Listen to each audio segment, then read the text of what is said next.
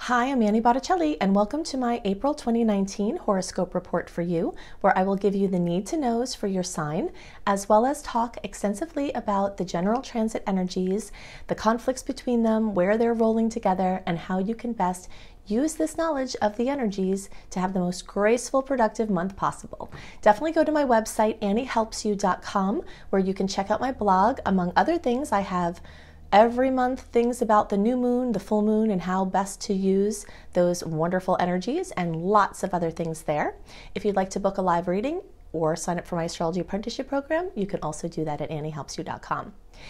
Definitely check out my new book, Radical Prayer, Transform Your Life and the World in 28 Days, which is an Amazon bestseller. So what's going on this month for you? I'm going to show you the charts that I used to figure out the information that's most important for you. I'll show you in detail for the early, middle, and late degree placements, what you can expect for this month, important themes, and best ways to use the energy. Then we'll transition back to talk about the general transits, and I'll give you the dates to note and all kinds of other things you need to know for this month. Hi, Aries friends. Welcome to my April 2019 report for you. This month is truly all about Aries. We've got the Sun in Aries, and Mercury and Venus are going to be joining the Sun there. So all of those placements are going to be crossing, plus we have the new moon. All of those placements are going to be crossing over, well, the Sun and Mercury and Venus are going to be crossing over your Aries placements at some point. And that is a really big deal. So this time is really lighting everything up for you in a major, major way. Lots of energy and lots of rambunctiousness. There's just a massive amount of rambunctious energy where you're going to want to take a lot of action. At the same time, we still have some conflictive emotional energies that are possibly adding to the uncertainty of the actual decision making. And I will go into way more detail about that when we talk about the general transits, when we talk about the climate of the month. But this story of the water planets moving through, adding uncertainty and emotional content to this need for action. So there's just a massive amount of energy there. Now, for the rest of you who didn't have your birthdays in early April or in March, then all of April, the rest of you are going to have your birthdays. So that constitutes most of you. And this is also being true for you if your rising sign or your moon is in Aries, because when the Sun crosses over those points in the chart, it's like a little mini birthday or like a mini resurgence, or regeneration, rebirth. So when that happens, you get the universe is more receptive to your desires, especially the birthdays. Okay, so when the Sun in the sky gets to the point where it was at when you were born, this is a solar return. I will show you the visuals on the chart here in a couple of minutes, but this has to do with the universe being receptive to your desires. Now, in the weeks before your birthday, you can have what I call the pre-birthday funk, and this has to do with a gathering of energy in your 12th house. The 12th house is the house of the unconscious mind. Now, even those of you who've had your birthdays already, all Aries placements have a really full 12th house. So this is like a lot of psychological power brewing, a lot of alchemy can take place, but it can make you feel very uncomfortable. I definitely recommend, I always recommend inner work and tools that use your psychological opportunities, or we'll say challenges, blocks, karma, genetic memory, anything that could be holding you back or creating fears or hesitation, to do something with that. And usually Aries wants to do something action-oriented with that. So sometimes they take actions in an effort to feel better, but then they don't feel better because they need to take inner action. So that's another way that I see this combining of this water energy with the Aries energy, is like, if you're going to take action, the more inner action you can take until you get certainty, the better. So whatever you can do to clear your mind and clear out the muck and the limitations and the blocks that are standing between you and the things that you want. This period of time is very much about poising yourself to create what you want in the next year. I'll talk about the best date for vision boards. Also, your birthday is an amazing time for vision board, but the new moon in Aries is one of the best times of the year for that. So we have a massive amount of energy with fire, for Jupiter expanding the fire, this is continual. This has been since November. And so teaching and learning and speaking and writing and publishing and spiritual work, and for some people, international travel, Jupiter's been lighting up that sector for us. I'll say us because I'm a middle degree Aries for my rising sign. And so you might notice that the ambitions are slowing, the momentum is slowing, and that is not just due to Mercury having been in retrograde, but also Jupiter going in retrograde. So blessings can still come in because Jupiter moving through retrograde is just bringing more of an internal focus, and it's just like helping us to find the footing for the future expansion. So it's like expansion spree. Okay, now we test out to see if your foundations are strong enough for further expansion, and shoring up the places that need to be fine-tuned. And then you can do more expansion when Jupiter goes direct again in a few months. So it is a careful time for reevaluation. Important actions and decisions will want to be made, but we really want you to have certainty before you do that. So for the early, middle, and late degree placements, we still have a strong focus with Mars, which is our ruler from the Aries perspective, on finances. So money matters, financing, just anything having to do with finances, budgeting, things like that. And also getting back into sync with nature and the earth is another way that I see this energy. A lot of spiritual seekers who are not as focused on the material planes, because this is a material plane house. The other way that this energy manifests is through this resonance with the earth and getting back in sync with the earth and the natural rhythms. So wherever Mars is in the chart, it gives this gung-ho, like oomph. And that's where this is for Aries, So whether it's eco-focus or whether it's material focus and money or whether it's both, this energy is coming up very strong this month. Okay, so those are the things that are most on my mind for Aries, just to know this emotional content mixed with raring to go, mixed with blessings coming from the fire placements. Also this busy busyness coming from Mars and Gemini, really making you want to do stuff. It's going to be a very restless month for sure. And you're definitely going to be wanting to be all over the place and doing things. So just be extra careful as you do that. So I'm going to drop in the charts just to show you a quick visual of the things that I discussed. Maybe that'll be a minute or two. And then you'll see me back on the screen because I'm going to talk more about the general transits and my suggestions for how you can best use the energies that are going to be at play this month. Okay, so we talked about the strong focus on the 12th house. You can see here in the late degree placement, there's a lot of energy there. That's both long-term and short-term. And the sun is moving that way. Then you can see for the middle degree placements, very full. The sun is more about to cross over that resurgence, rebirth point. And then for the early degree placements, you've had the sun move over in here now. And as of your birthday or the crossover of your sun or rising or moon, this will have occurred. But there's still a lot of busyness in that 12th house. All right, so I just wanted you to see that because that's a strong showing of energy. So the solar return is about the sun. It takes the sun a year to move around this full running track through the sky, I call it. Of course, the sun isn't actually moving, but from our perspective it is. This is a geocentric perspective with the earth in the middle.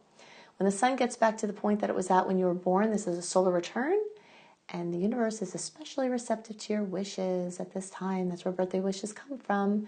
And this muck that you have to deal with before is helping you to be clear about what you don't want so you can be clear about what you want.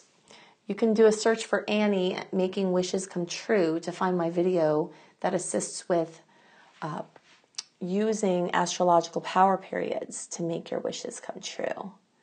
And with consistency and focus, you can definitely do that. Okay, so we talked about Mars rumping and bumping through the second house. There's early. See it there in the middle.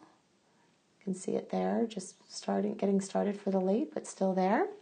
Bringing focus to the earthly plane, whether it's through financial focus or earth focus.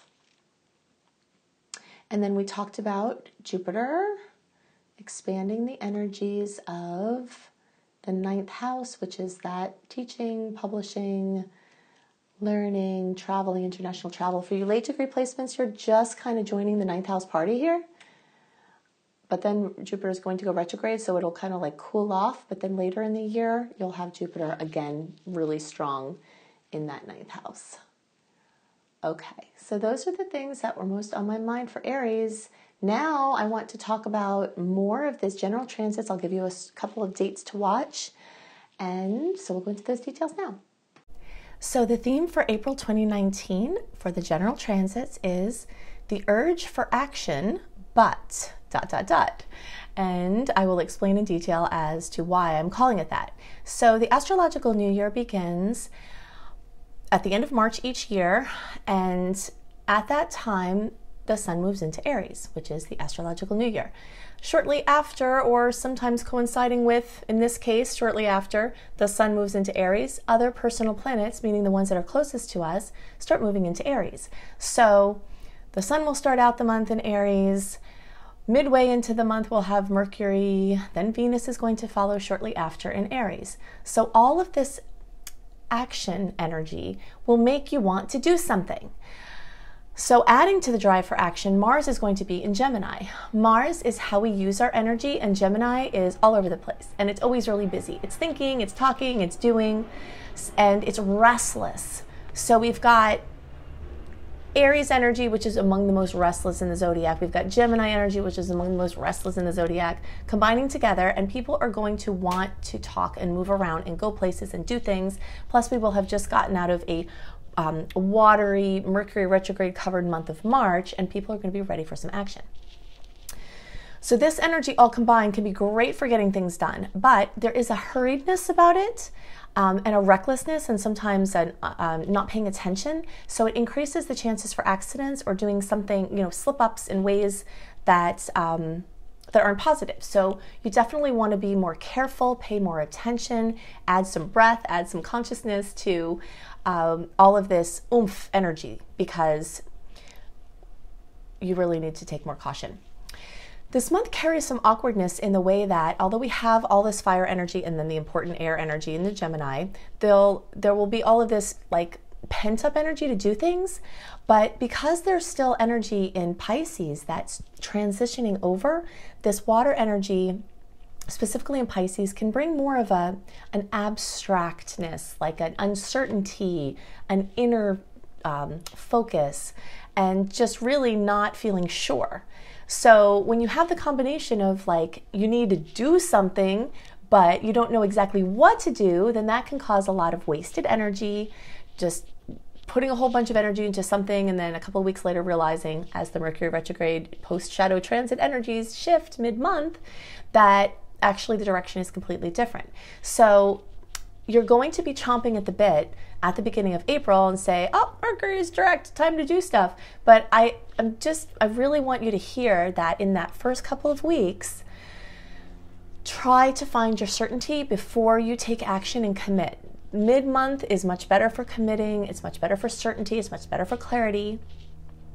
So the more that you can be sure about what you're doing instead of doing for the sake of itself, the better. And the more you can tune into the inspired action rather than action just for the sake of itself. So like tuning into what spirit wants you to do rather than you just being so whacked out that you have to do something.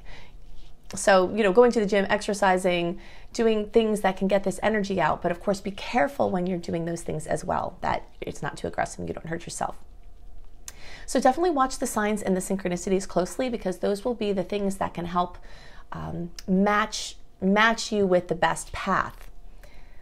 The other thing that's going on this month is that Jupiter is moving into retrograde, and it's going to be there for months, okay? And when this happens, the expansion frenzy that was occurring before then starts to stop, basically. And sensitive people may have felt this even earlier, because there is a pre-retrograde transit shadow transit before Jupiter goes retrograde as well. So if you're finding that even in the open window of February, the end of January and February, if you were starting to slow down, your ambitions were starting to slow down, that could have been Jupiter getting ready to go into retrograde. And so during this time, having kind of a break from the long unbridled expansion spree can be of benefit, because you can take stock and evaluate. So pulling in carefully to evaluate the next steps is a really good move. It doesn't mean you can't do anything or shouldn't do anything. It just means if you naturally are losing your ambitions, then don't be concerned when Jupiter, it will come back, basically. Definitely economy of energy utilization is called for now. That's one of the things that Jupiter, especially in Sag, really wants when it goes into retrograde, is how you are spreading yourself thin and how you can condense your efforts so that you can be much more productive. So basically, fewer brilliantly placed actions that are supported by inner certainty are much better this month than just crazy haphazard action for the sake of itself. I really love this time for spring or down under fall cleaning, and I definitely love Marie Kondo's message to release anything that doesn't spark joy. This way you have surroundings and everything in your life with things only that spark joy. She's got 2 amazing books that I highly recommend, and this is an amazing time for taking action on things like that. Definitely vision boards are well supported at this time. So the new year, the astrological new year started at the end of March 20th, when the sun moved into Aries. But the New Year's kickoff party is when the new moon in Aries happens, which is on April 5th. So that's one of the best days of the whole year for a vision board, and the days around there and this time, it's really great for putting things together to help you figure out what you want to create this year. It's a really wonderful time for planting seeds. Something interesting about this month is that most of the days that have sweet aspects are completely coupled with days that have challenging aspects. So there's not as much of an easy time to say this time is good, this time is challenging. You know, we've got a few days right in the beginning of the month where there's a series of sweet aspects, but then pretty much for the rest of the month there's just like dicey, sweet, dicey, sweet, dicey, sweet. So just really tune in to how your personal flow is with these transits. That full moon on April 19th is definitely going to be very intense. It's a full moon at 29 degrees of Libra, so like culmination of relationship things. So definitely look out for surprises then. There are some sweet aspects that go along with that full moon, and there's also some dicey ones that go along with that full moon, but definitely very intense.